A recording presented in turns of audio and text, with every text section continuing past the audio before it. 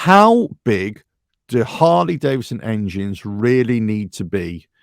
How big do you want them to be? This is a question that I was asked recently in one of the comments to videos. How big do they need to be? I want a bigger engine. I want a bigger engine in the CVO. It has to be bigger than a 117. It has to be a 131.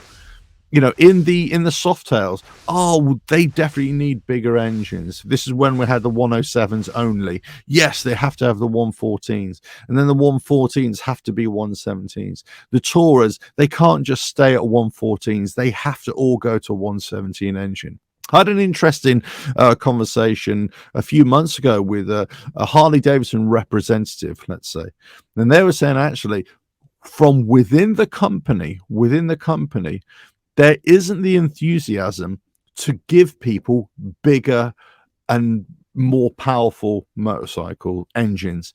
There isn't the enthusiasm. They're basically saying, no, you've got a 114 engine here. That's plenty enough. You've got a 117 engine here. That's plenty enough. The problem is you're delivering bigger engines and bigger and more expensive motorcycles to a fan base or to a client base, to a customer base who kind of want that. They kind of want more power, that kind of thing. It's a never-ending story, or it's a never-ending ladder that people just keep on climbing up. They want the bigger engine. They want the more power. They want more torque. They want more horsepower. And people are always chasing that, because you kind of produce this this culture. That's what people aspire to. I had an interesting read of an article a few months ago now, and they were speaking to a lot of the crews, a lot of the pit crews from the King of the Baggers series. It's basically between Indian crews and Harley Davidson crews, isn't it, teams? And they were basically saying that all the Harley Davidson crews, all the teams that are running Harley Davidson, they were adamant. There's absolutely no reason. There's no reason why Harley Davidson engines need to get any bigger than this. They're absolutely massive. There's no reason. I remember watching an interview with a guy. He was an ex-pro motocross rider who was working with Yamaha. And they were showing their brand new 250cc motorcycle. I think it was a WRF 250. And basically, he was saying to riders and to people who were showcasing the bike, because they were all talking about, oh yeah, we're going to change this up, we're going to add this suspension, we're going to do this, and we're going to add a bit more power here and everything. And his line to them was, why would you ever want to do that? Why would you ever want to change that? That bike there is more than everybody can ever handle as it is coming out of the factory. So why do you need to change it? And nobody could give a good answer. Nobody. And this is where we talk about engine sizes or power and torque. Most people would admit, most people would agree that you don't really need all this extra engine power or all this extra engine size. It is, I don't want to be vulgar, but this is penis extension. This is just, dick waggling in front of your friends. It's basically saying, hey guys, look at how big my engine is. Look at how much torque it's got. But you're never going to use it. And even if you did use it, you'd probably use it 1% of the time. Even those people who claim that they'll be using it all the time. I tell you what, the marginal